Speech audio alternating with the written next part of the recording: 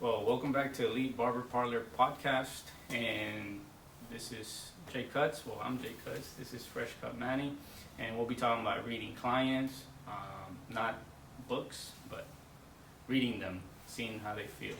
So, Manny, you want to take off? Yeah, I feel like it's really important to be able to read the client, especially because we're here to service them. At the end of the day, they might not want to talk, they might want to hold a conversation with you. At the end of the day, it's really about them, and it's really important to be able to read them without being so transparent. Because they're never going to tell you, hey, I don't want to talk today, or I'm too tired to talk today, or I have this going on today. So it's really important for us to read it and respond to it as needed. You know, we spoke about scheduling last episode, and today, me and you, as we're heading here, grabbing some coffee, I recently raised my prices, and in order to do that, you have to be able to read a client, be able to give them a service and experience, and that's what most barbers get in the industry. They see these celebrity barbers charging $100, $200, and in order to get to that point, you got to learn how to read clients. If they just want to sit quiet in your chair, they want to talk, be able to conversate with them. If a conversation makes them uncomfortable, whatnot, you got to be able to read that. And I personally think reading psychology books is a good way to learn. Mm-hmm. Definitely, because I feel like the body language tells you a lot, right? How somebody comes in, how they're talking, if they're like kind of dragging. Body language has a lot to do, whether they're closing their eyes, right? Whether they keep on looking at you like they're trying to talk to you.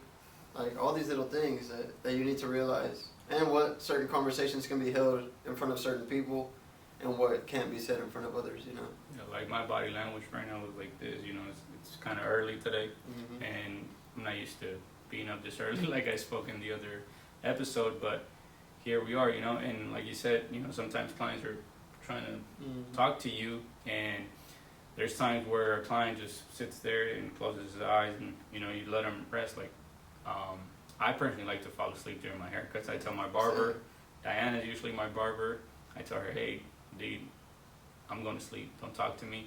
And then sometimes when I sit in another barber's chair like Byron or Felly, they want to conversate with me, they want to talk to me, but when I get my haircut, I just want to take a nap, I just want to rest. And I think maybe 40-50% of our clients want to do that. They come in and rest, they feel rejuvenated after they leave here. They tell me, hey man, I love coming here, I just feel at peace.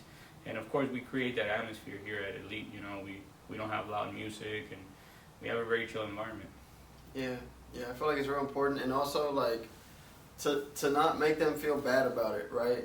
Because I feel like a lot of times my clients, they doze off, because you can feel it, right? You got your hand on their head or whatever, and you feel their head get a little heavy, and they don't catch themselves until they're awake, right? And they think you didn't see them, and they're kind of like, oh, my bad.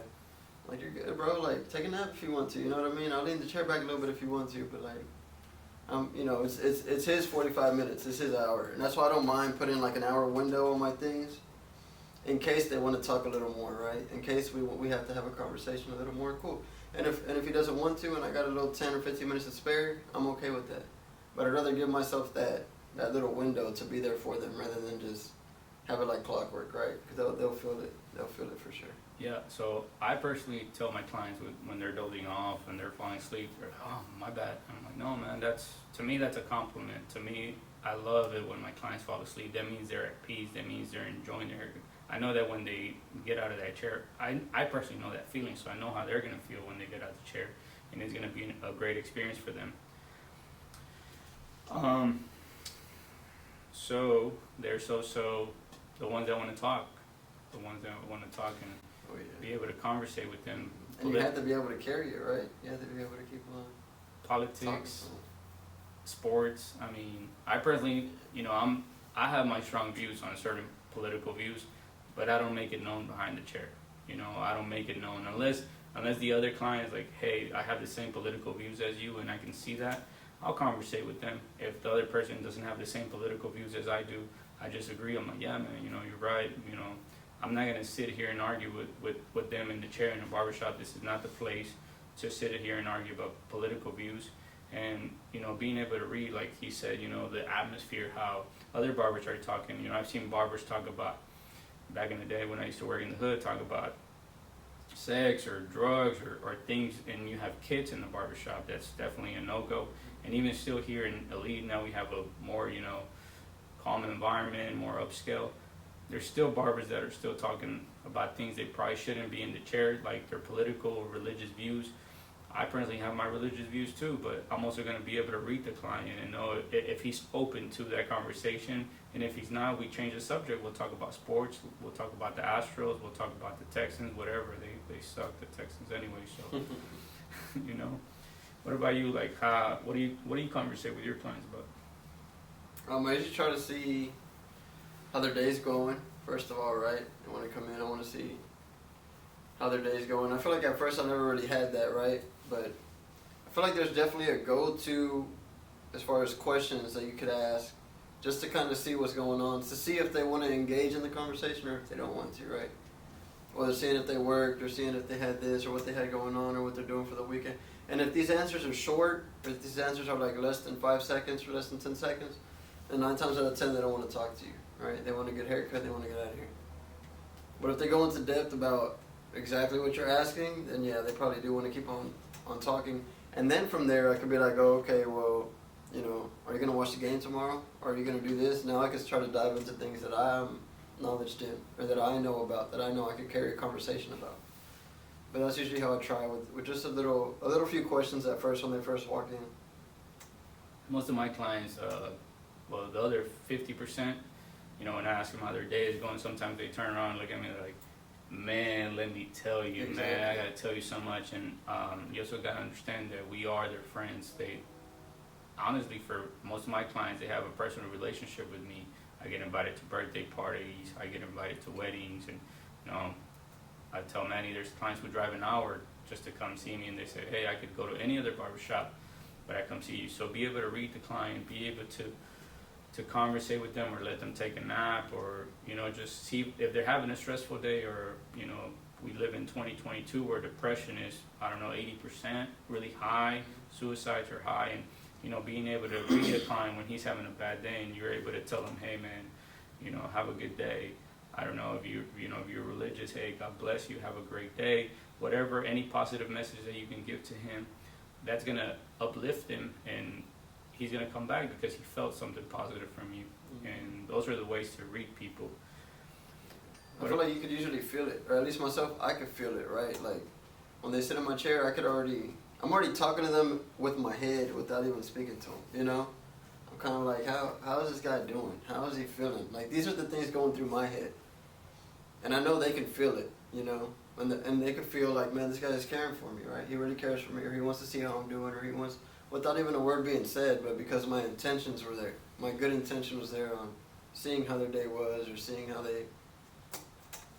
they're doing, you know what I mean? Since the last time I've seen them. Some of these people I don't see within a few months, so I would definitely want to see how you're doing and how you've been.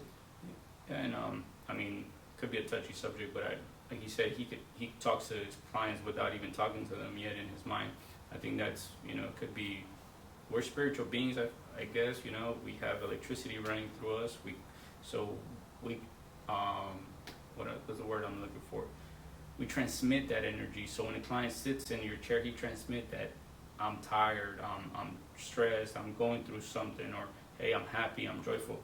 The client's able to transmit that to you, so you got to be able to receive, or at least open up your mind and be able to read him, and be able to read, okay, he's going through it. Mm-hmm.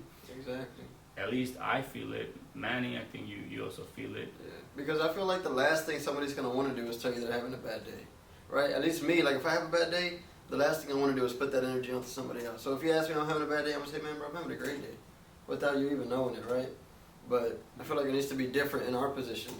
Like we should be the ones digging and trying to make their day better, you know what I mean? Yeah, they come here for an experience. Most of my clients, they love coming here. I'm personally very big jokester. I laugh a lot. I have a big energy, so when my clients come in and they see me without the energy, they ask me. And sometimes if I can read the situation, I'll tell them, hey, I'm going through this or I'm going through that, and they're able to understand. But you also got to know who you're going to talk to them about your personal life, and not everybody can hear your personal life. Mm-hmm. Mm-hmm. Very true. And I feel like it gets deeper than just the haircut. At the end of the day, yeah, you're giving a great haircut. Don't get me wrong. But once you've mastered that, and then you get into the whole reading the people, I feel like it's deeper than the haircut because, like I said earlier, some of these people you don't see in months, and you want to know how they're doing, right? There's some clients that I haven't seen in years, and sometimes they still cross my mind, like, man, I hope they're doing good, you know, or I hope, you know, because at the end of the day, they got me where I'm at today. And if I ever run into them, like at a grocery store or anything like that, it's never awkward. It's never like, oh, like I'm gonna stay away from him because you know I haven't got my haircut from him. It's always like, hey, how you doing? How you been? Blah blah. Not even talking about haircuts because we know that the mutual feeling was there of caring for him. You know what I mean? Regardless of the haircut.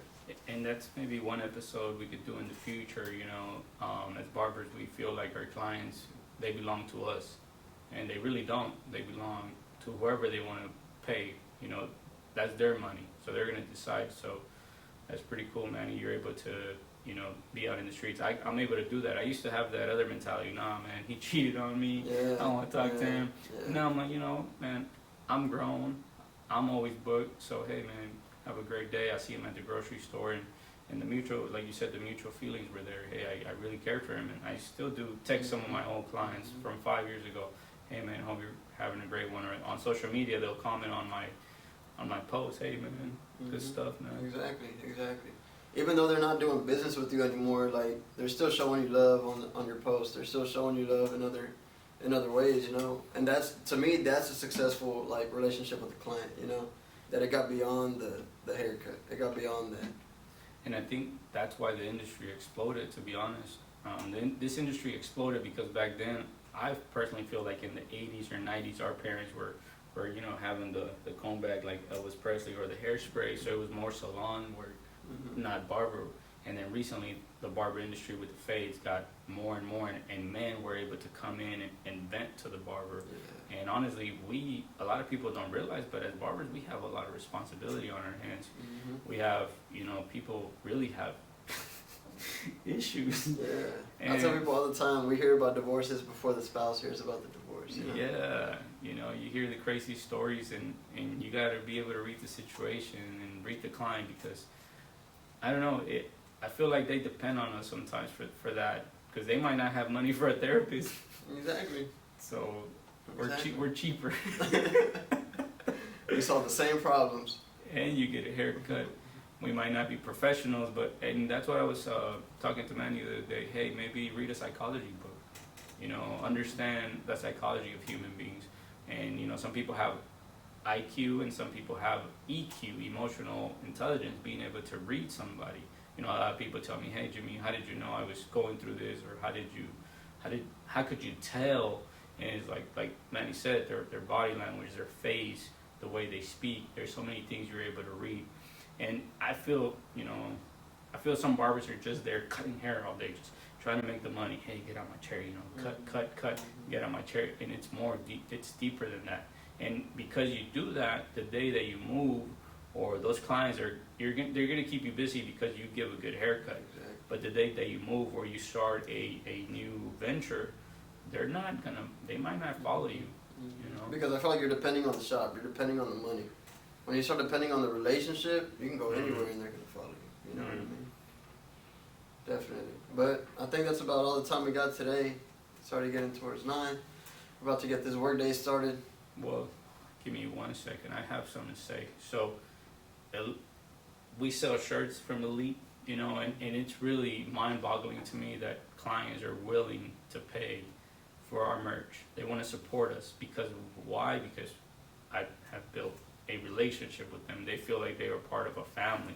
And, you know, I'm not saying this, like, I did it just for the business. No, I actually genuinely care for the client, and the client knew I cared for the client. Therefore, when they come into the shop, they're like, how much is that t-shirt? You know, $20. How much is the hoodie? $35, $40. And they're willing to buy it because of that relationship. And I didn't build the relationships just because, you know, money. I built them because I truly, genuinely care. And when you do that, you always come out on top when you do that. When you genuinely care for them, you're always gonna be busy, always gonna have some type of business, because you genuinely care for it and it's gonna care for you. That's how I feel about it. Kind of like the universe, right? Like you care for it, it's gonna show care to you. Exactly. But if you're just showing up late, not showing it no love, not buying new clippers, being lazy, being dirty, like, The barbering world ain't gonna show you no love because you ain't giving it no love, You know, I have certain views, but you know, there's this phrase, you know, you reap what you sow. You know, you're gonna take out what you put in. So you're gonna put in love, you're gonna receive love. You're gonna put in work, you're gonna reap the benefits of the work.